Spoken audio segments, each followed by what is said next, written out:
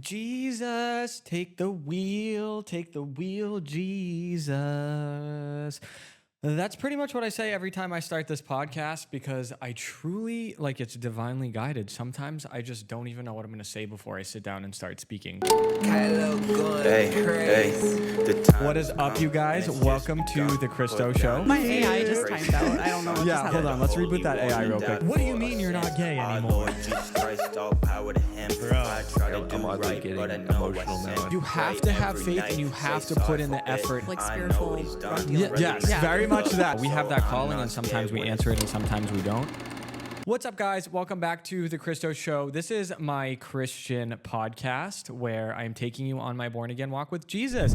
Today, we are off-scripted. I'm completely just going rogue. I had absolutely... So how I set up my podcast is like in my iPhone notes, like I have like a list of 30 ideas and topics I want to hit. And just depending on the week, I'm like, okay, this is the one I'm going to film. This is what I'm going to film. Okay, I have a guest this week. It all just lines up perfectly, except this week, I really didn't have like a set topic that I wanted to talk about.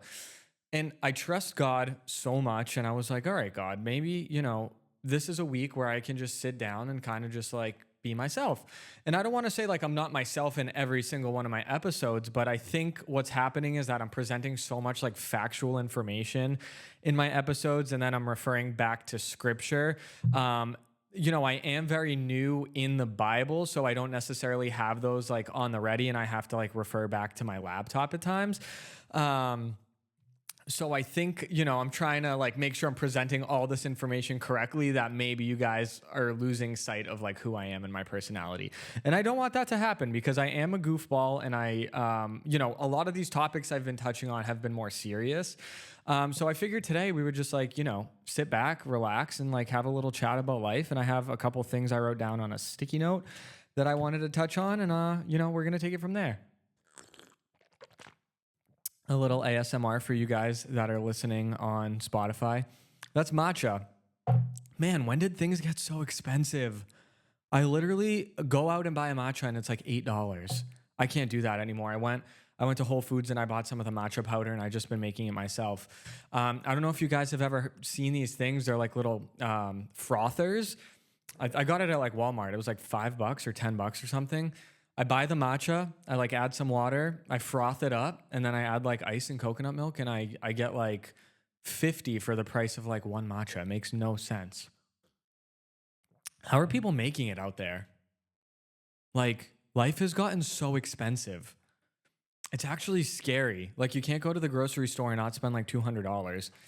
I'm like one person, but luckily my younger brother moved in with me, and that's like one more person that can actually like eat some stuff in my house, so I'm not throwing stuff away if I don't use it. But like living as an adult and one person is a lot harder than people think. I find like some people don't fully understand. Like, I have my own house. I have like a 3,000 square foot house. I have a big yard. I have like about an acre. I have chickens. I've been homesteading. It's a lot of work for one person. So like doing your laundry, doing your dishes, taking care of the house, cleaning the house, taking care of the animals if you have them, feeding the animals, like doing the dishes. I don't know if I already said that. It's like a lot. I don't think some people realize how much like work it is to just be out here surviving as one person. This is such a huge reason why like my faith in God is so important to me, because like I feel like in the physical, I might be going through life alone sometimes, but like I always have God with me, and that's so profound. But like I have a wedding coming up this weekend. One of my best friends is getting married from high school. I'm so excited. Like, it's such a strange feeling growing up and knowing that like the people that are closest to you are getting married and partnering up.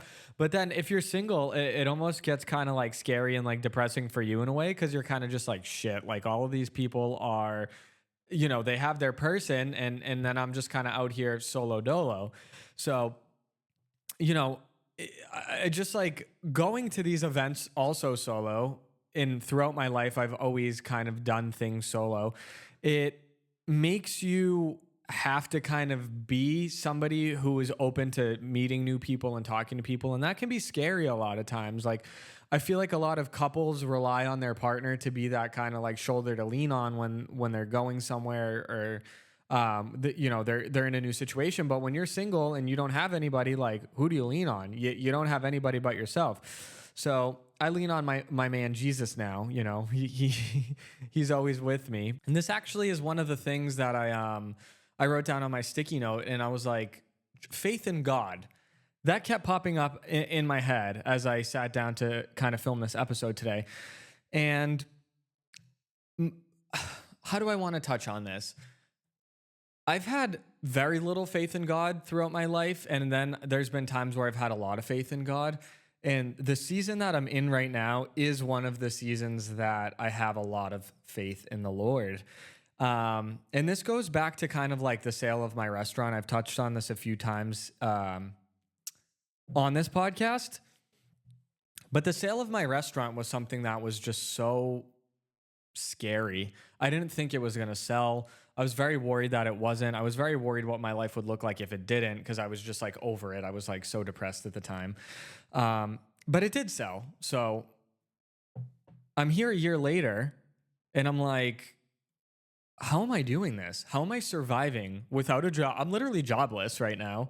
It's a year after my restaurant sold, and I'm literally just putting my faith in the Lord.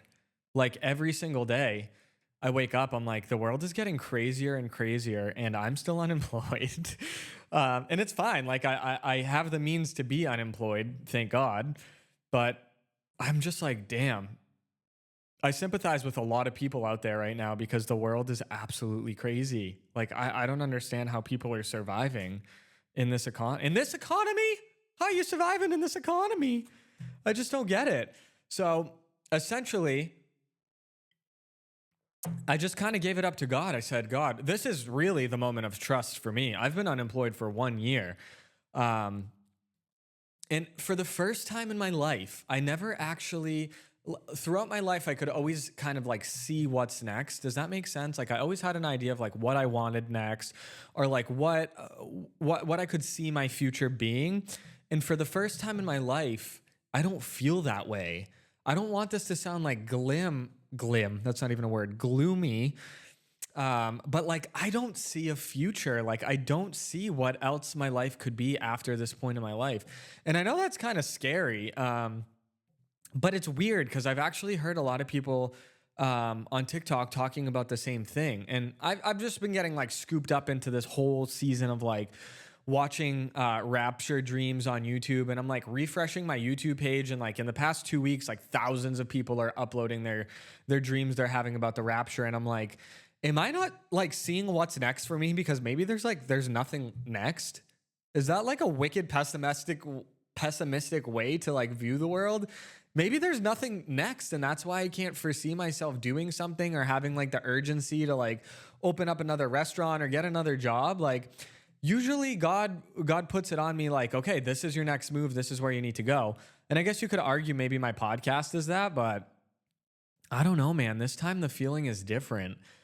I have the urgency to get right with God, but I don't have the urgency to do anything next, like after this. I might be crazy. You guys might be like, I don't know what the hell this kid is talking about. This kid's off his rocker, but man, that's just how I feel.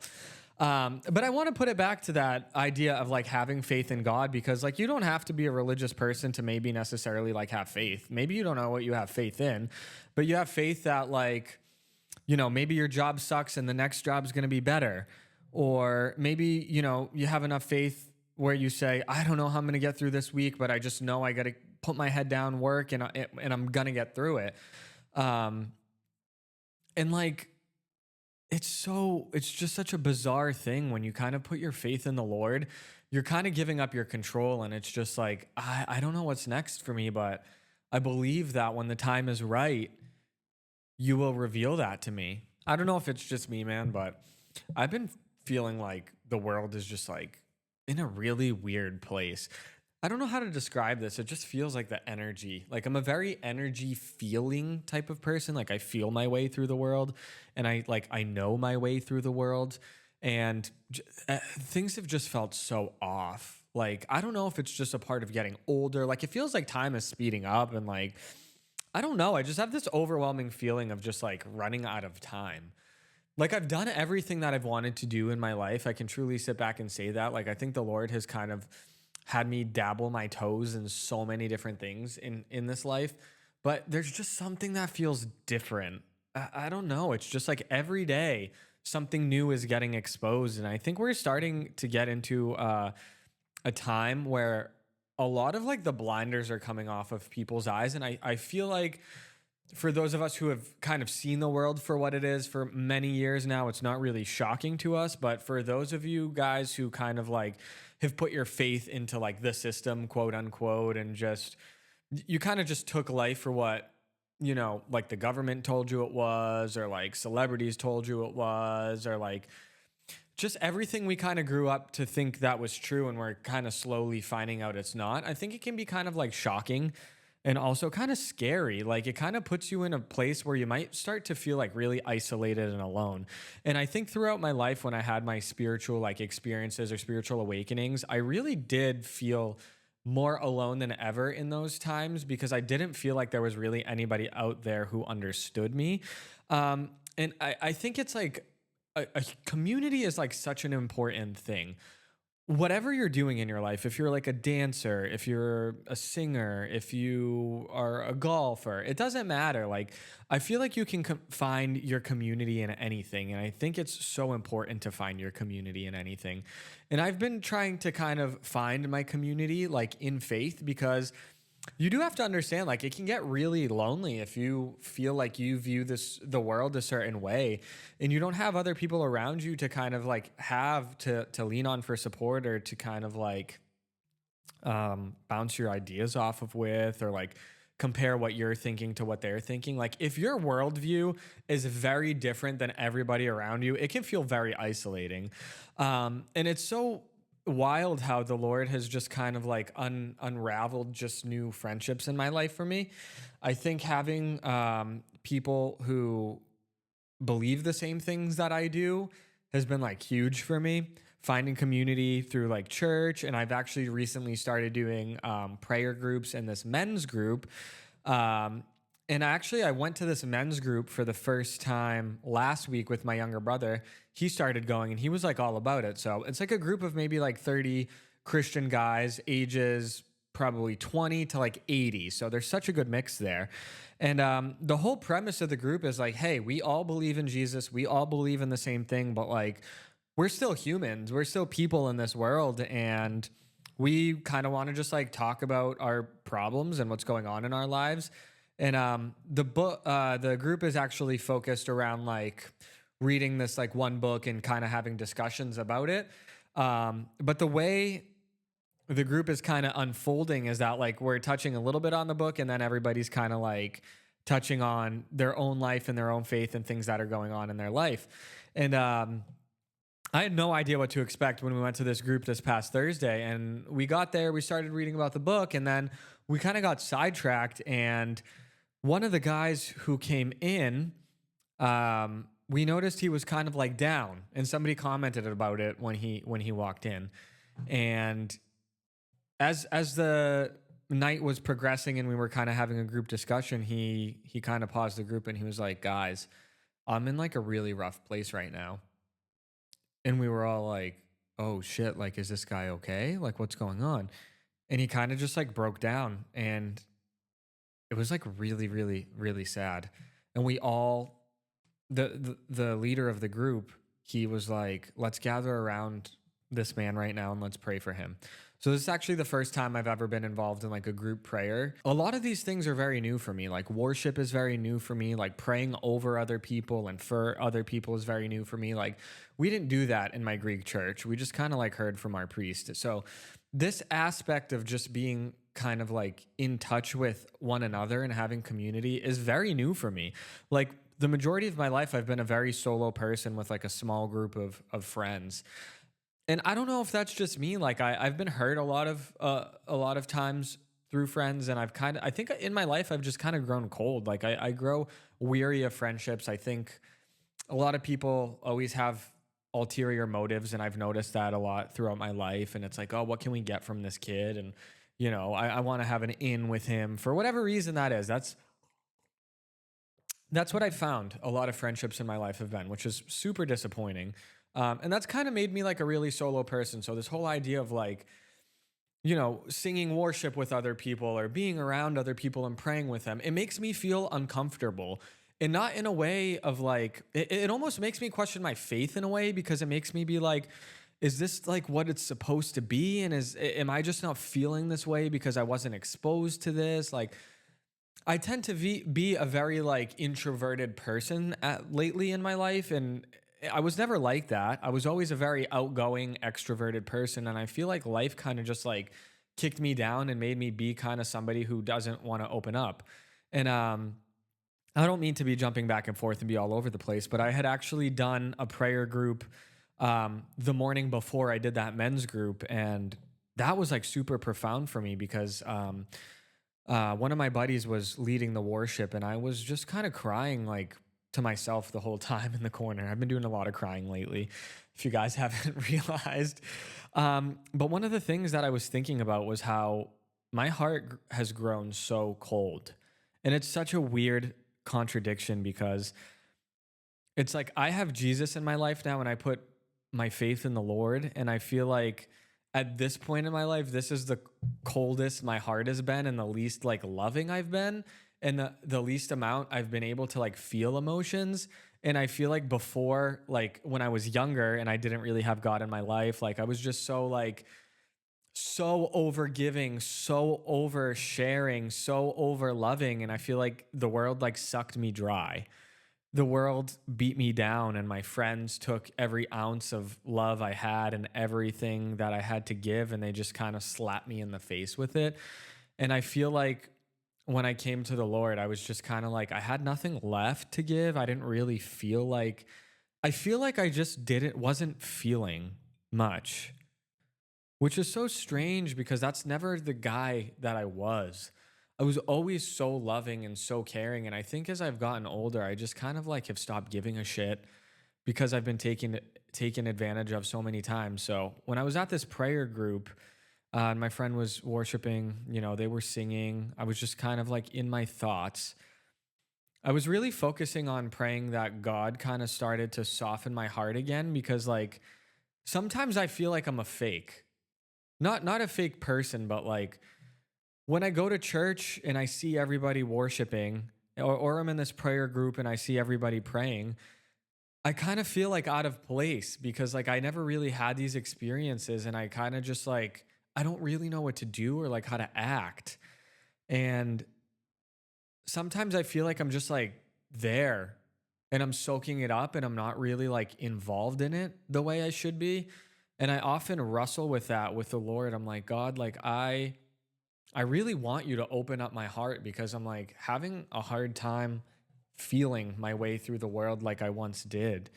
And I hate for this, like I don't want every episode to feel like depressing and sad, but I just want it to be like truthful to where I'm at in my life. And I feel like a lot of people who know me, and I've gotten this feedback from friends and, people in the faith and people not in the faith. And they're like, you're doing a great job on your episodes, but I feel like we're not really getting to know you. And I feel like people know a version of me. People do know me for being like somebody who's funny and like a comedian.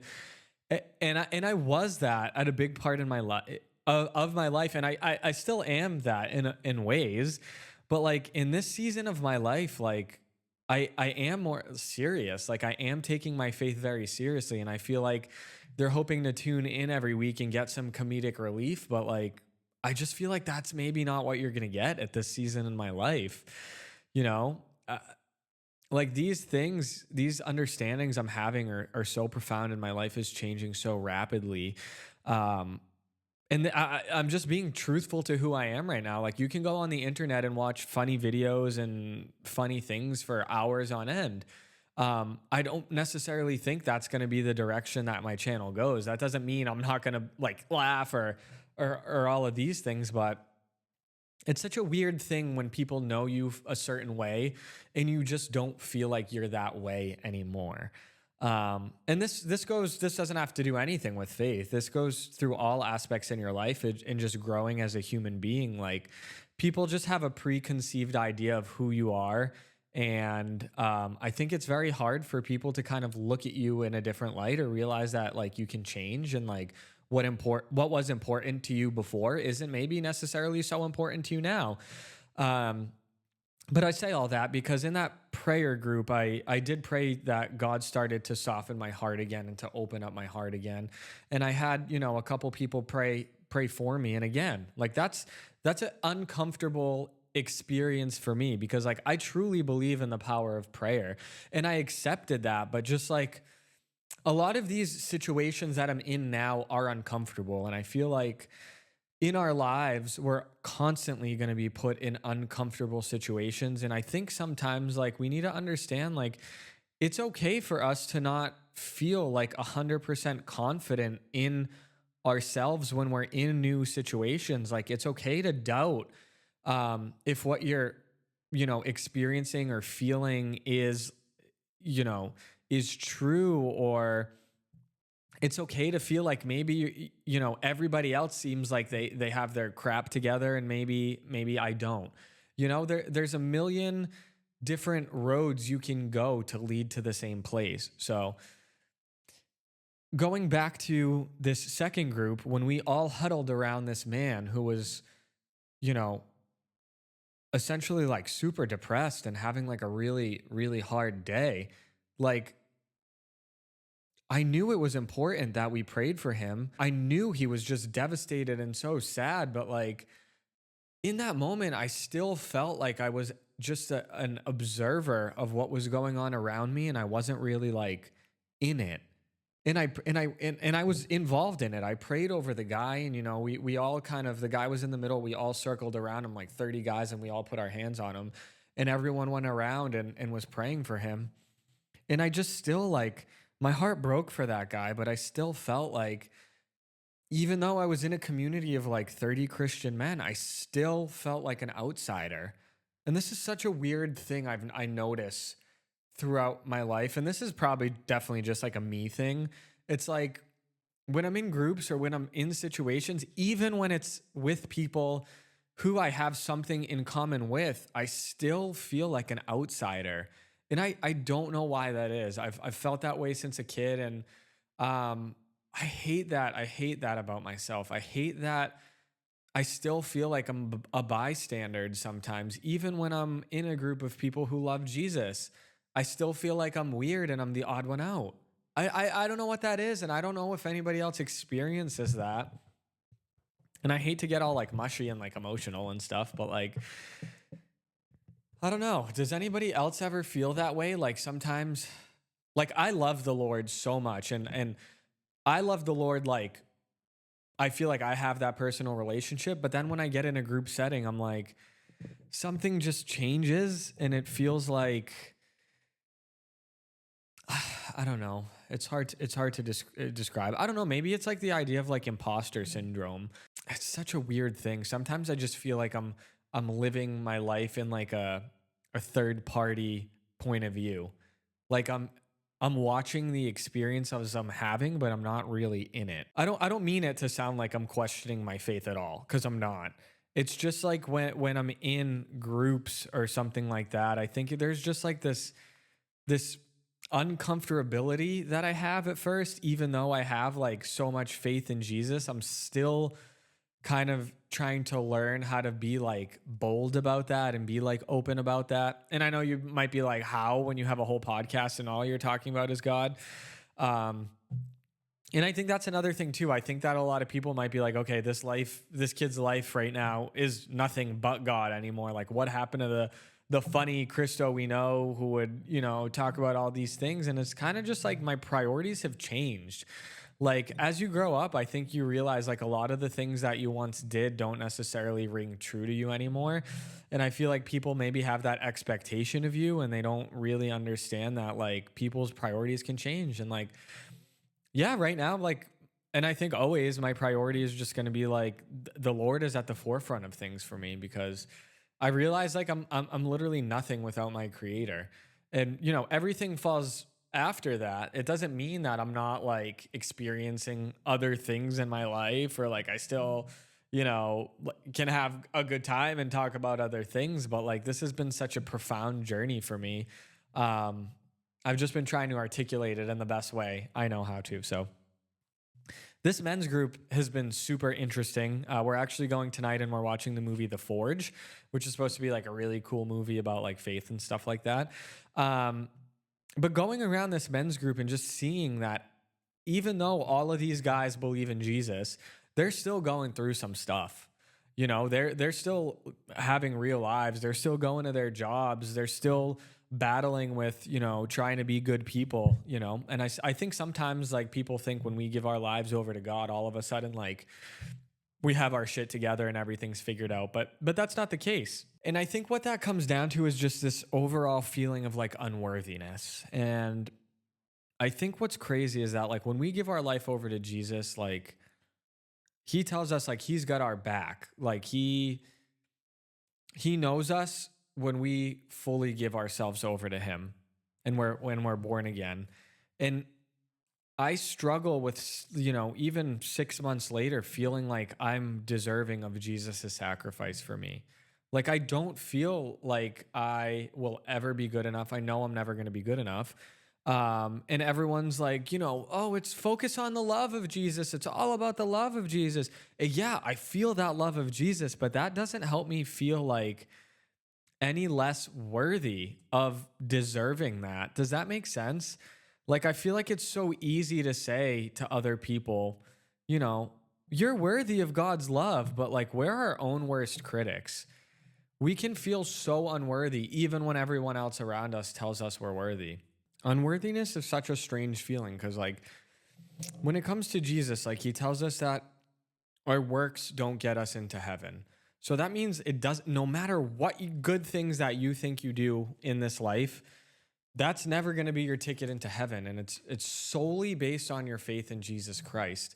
And like, I believe in Jesus so much, yet I still don't feel worthy that like, if he was to come back, like he would take me, I don't know if any Christians feel that way or they just have so much faith in the Lord. Like they just don't care. But like, it's such a weird feeling because like, the idea of the rapture has been on my mind a lot lately. Like I've been going on YouTube and refreshing my feed and like, there's like 100 people a day uploading dreams that they're having about the rapture. And if you don't know what the rapture is, it's essentially before the end times, God is coming back and he's taking his believers with him. So I've been looking a lot into this recently, like whether or not people believe the rapture is true or whether it's not going to be true or whether it's going to happen before the tribulations or after the tribulations.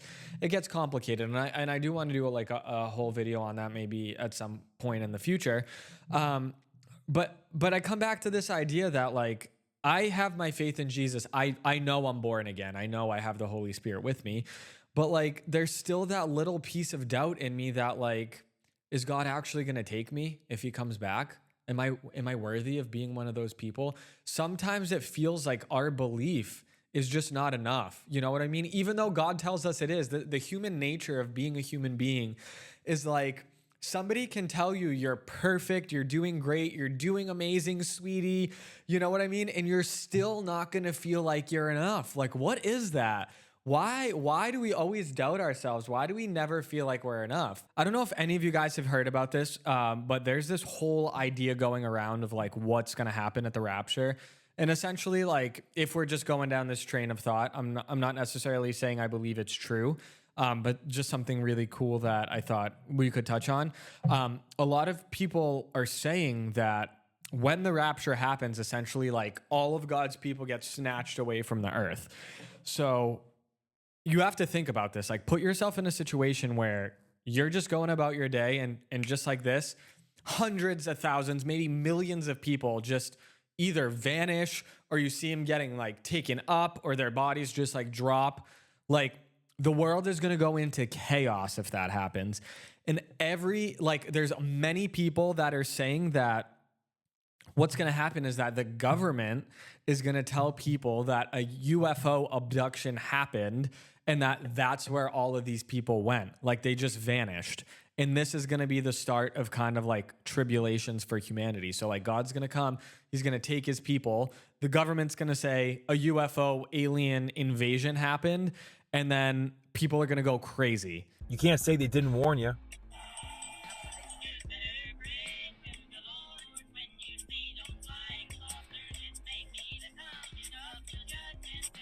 You better pray to the Lord when you see those flying saucers, for it may be the appearing of the judgment day. You can't make this up. So now that comes from the 2009 animated movie, Monsters vs. Aliens. And I also found these stickers on the laptop pretty interesting. So clearly we got the alien in the left corner. We got the 6-pointed star. I think you know. We got the yellow and blue. We got Ukraine in the news since 2022. And then we also got a flying horse, kind of like, you know, the 4 horsemen of the apocalypse. But hey, maybe I'm just looking too far into it. I mean, what do I know? But don't you find it interesting or suspicious how we have seen an escalation in the news with UFO sightings and aliens? I mean, it's every single day that we see something new about UFOs or aliens. And apparently the whole Miami situation where they saw aliens over there at the mall is back in the news today. Sure seems like disclosure is at the door, which means we as born-again believers in Jesus Christ are about to get on out of here. While the aliens come down, we go up, because they're not aliens, they're fallen angels. Now here's the thing, whether you believe in the rapture or not, it doesn't even matter. We can see the great tribulation at the door. Therefore, we all need to draw closer to the Lord. We need to turn our hearts away from this world, let go of this world, and turn it to Christ. Turn it to God. Let go and keep your eyes focused upon him. And if you are somebody who is still on the fence, it is simple, childlike faith in Jesus Christ. He wants you to trust him like a father wants his child to trust him to protect him. It is that simple. It has nothing to do with what you do in the flesh. It is what Christ did for you, and he wants you to trust him. He wants you to believe in him, and he wants a personal relationship with him. Here's the question that everybody needs to ask themselves. When you face your Creator on the other side, what are you going to tell him? Are you going to show off all the things you did down here? You fed the homeless, you followed the commandments, you did this, you did that, you did not eat pork? Or are you going to tell him, I trusted in Jesus. Jesus is my Savior. He is my Redeemer. He is my refuge. He is my everything. That is the question that he will ask you. Why shall I let you into heaven? And if it's not because of Jesus and all him, nothing of myself, then you are going to be told, depart from me, I never knew you. Matthew 7:21-23. Lord, Lord, we did all these things in your name. We casted out demons. We healed the sick. Yeah, but you did not trust in Jesus and him alone. You trusted in yourself. So where is your trust at? We all need to trust in the living God, the Son of God, Jesus Christ. That is the gospel, trusting in him for his sacrifice, and that he is the only one who can redeem you and who can save you. I love you guys all so much. God bless. And remember, the just shall live by faith. That's insane. Think about that. If that actually happened, that would make sense, because like I had researched years ago how Walt Disney in the movie production industry was actually working with the CIA. So there was people who were in Disney, workers, employees, who were saying that in the film studios, they would always see men in suits coming in and with briefcases, members of the CIA that were working hand in hand with Disney to seed the idea of like aliens into humanity through movies. So this goes back like 100 years. And we have to ask ourselves, like, if the government actually like seeded this idea in our subconscious that aliens existed when they don't, that they could use this idea at a later time to justify the rapture or millions of people just vanishing off of the earth. And it's so fascinating because back when I was, I want to say maybe like 6-7 years ago, I had gone to an event in one of the towns local to me, and they put on a UFO convention. They were actually discussing the idea of disclosure and how the government wanted to kind of start normalizing the idea of UFOs and everything like that. So if an event like this did happen, like it would be normal and people would be believing it. So as I have kind of like progressed in my faith, I found out about this book called the Book of Enoch, which is absolutely crazy. It's not considered biblical scripture. It was removed from the Bible, but it essentially talks about Enoch, this man. I think he's Noah's grandfather. Don't quote me on that. Or great-grandfather or something like that, like Noah of Noah's Ark. And he essentially tells us about his story about being taken up and shown heaven, and everything about the fallen angels and what happened with fallen angels and humanity. And it's so interesting because the Christian community, or a lot of people in the Christian community who understand the Book of Enoch, actually understand that what we think of aliens as like the little green guys running around with antennas are actually fallen angels. They're actually demons.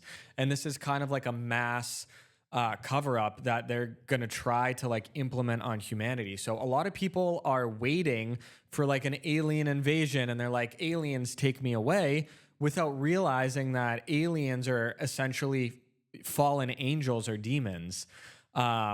So this is going to get a little crazy and cringe if you've never heard this, and you might think this is so weird and strange. But biblically, and I'm going to elaborate in another episode, biblically, we are living under what's called a firmament. So God says he divided the waters above from the waters below, and essentially the area that we live on, the earth, is covered by this dome. Essentially, it's called the firmament.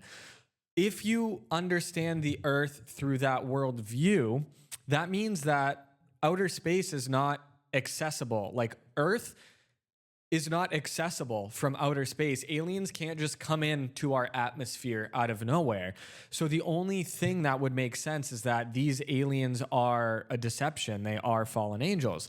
And like I said, I'm going to get into a whole episode about that. It's mind-blowing, guys.